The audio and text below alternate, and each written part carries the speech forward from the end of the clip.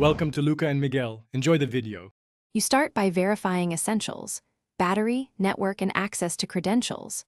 Open Settings, tap your name, then scroll to sign out. Enter your Apple ID password to disable activation lock and iCloud features. This prevents data loss and ensures the device can be removed from your account.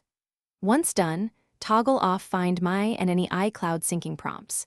Make sure to confirm if asked to keep a local copy of contacts or calendars before the final sign-out. You now remove the Apple ID associations. After signing out, go to Settings and check iMessage, FaceTime, and Mail to confirm the account is disconnected. This prevents messages and calls from linking to your ID. If the device is managed, contact the administrator to release it. Once disconnections appear, restart the phone to clear cached tokens. Make sure to inspect apps like Photos and Notes for leftover personal files, and delete. You finish by erasing the device. Settings General Reset erase all content and settings. This removes the Apple ID and returns the phone to factory state. After erasing, verify the activation screen no longer asks for your credentials.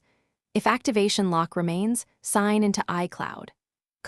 Go to Find iPhone, select the device, and remove it from your account. If that fails, reset network settings, try again, or contact Apple support with proof of purchase to resolve activation lock issues.